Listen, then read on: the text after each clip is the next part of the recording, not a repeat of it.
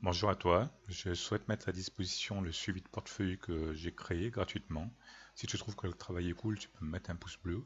Si tu as des propositions à faire pour améliorer, tu peux me mettre un commentaire, je le lirai et j'essaierai de le transformer. Donc sur le premier onglet portefeuille, on voit le récapitulatif du portefeuille. J'ai mis quelques actions, tout ça est calculé automatiquement. Donc la quantité des actions détenues, leur valorisation et le prix de revient unitaire. On a aussi le cours de bourse mis à jour toutes les 20 minutes, avec le minimum sur 52 semaines et le maximum sur 52 semaines, ce qui peut donner un ordre d'idée de où est-ce qu'on est situé. Ici, on a l'évolution quotidienne du cours. Ici, le pourcentage depuis le début de l'achat de l'action en fonction du PRU. Et là, les bénéfices ou pertes latentes. Ici, on a un récapitulatif de la valorisation du portefeuille avec les plus-values latentes ou moins-values. Les bénéfices ou pertes réalisées, c'est ce que l'on a vendu. Et là, c'est les frais estimés.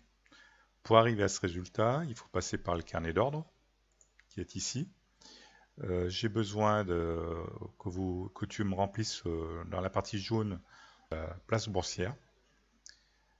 J'ai besoin du code société, du secteur d'activité, ça c'est pour les statistiques, si c'est des achats ou des ventes, la date de l'opération, la quantité achetée ou vendue, le prix d'achat et le prix de vente, et soit en euros les frais générés, soit en pourcentage.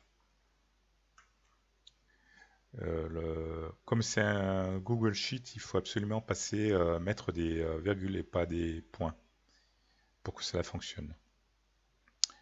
Donc une fois qu'on a rempli cette partie, ça remplit automatiquement le tableau qui est un tableau croisé dynamique. Mais on a aussi des statistiques comme le récapitulatif par ordre d'actifs. Par exemple, si on tape Ruby, le code société de Ruby, on a toutes les achats ou ventes réalisés avec les pertes ou bénéfices réalisés. On peut choisir l'année, etc. Ici, c'est toutes les actions confondues, ce qui nous permet de voir toutes les ventes toutes les ventes avec pertes ou bénéfices réalisés, ce qui peut être une bonne aide lors de la déclaration d'impôt, par exemple. Ici, on a un tableau de bord qui nous permet de savoir comment on est diversifié, soit par secteur, soit par actif. On a aussi les mouvements dans le portefeuille. On voit que par exemple en janvier, on a acheté beaucoup et vendu peu. Et en février, par contre, on a vendu beaucoup et acheté peu. Ici, on a la valorisation du portefeuille, mais cumulée, pour savoir si c'est plutôt en augmentation au niveau des actifs ou si, par exemple, on a fait des ventes pour avoir de la liquidité. Ici, on a des statistiques qui nous permettent de savoir où sont situées nos actions, si c'est des penny stocks ou si elles sont entre 1 et 10 euros, entre 10 et 100 euros ou plus de 100 euros.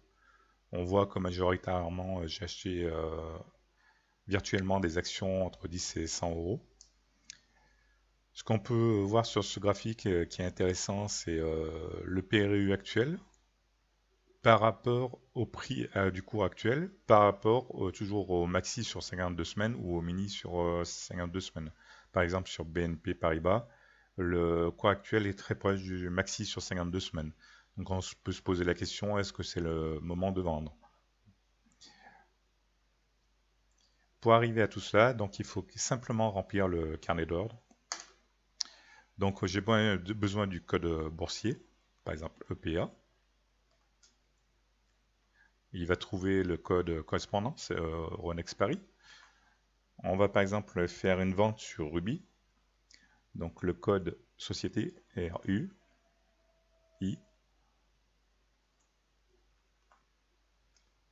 On va dire ce que c'est comme secteur. Alors, on peut taper simplement la première lettre. Pétrole, ça va nous aider dans le listing. Donc il a trouvé que c'était la société Ruby. On va faire une vente. Donc au 16 juin 2021.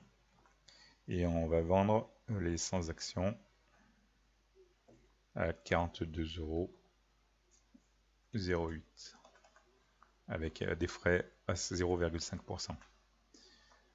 Donc là, j'ai pris les cours en regardant sur les graphes, hein. C'est à peu près les valorisations à l'époque. Mais c'est simplement une démonstration. Donc ce que l'on peut voir, c'est sur le carnet d'ordre par actif que les 100 actions ont bien été vendues. Il l'a bien pris en compte. Dans les bénéfices et pertes, on a fait une plus-value de 410 €, ce qui est très bien. Et donc sur le portefeuille actions, on avait 150 actions, on est passé à 100 actions, à 50 actions. Si on continue à vendre du rubis, imaginons, BA,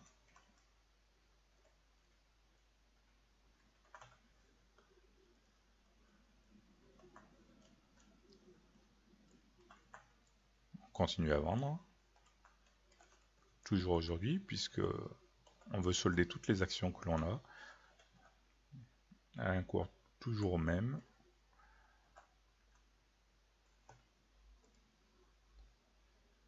On regarde que ça a bien fonctionné. Donc là, il est en train de se mettre à jour. Voilà. Il a bien fait la vente des 50 actions. Donc on a encore fait un bénéfice de 205 €. Et dans le portefeuille récapitulatif, on voit que Ruby n'apparaît plus, puisqu'on a soldé toutes les actions.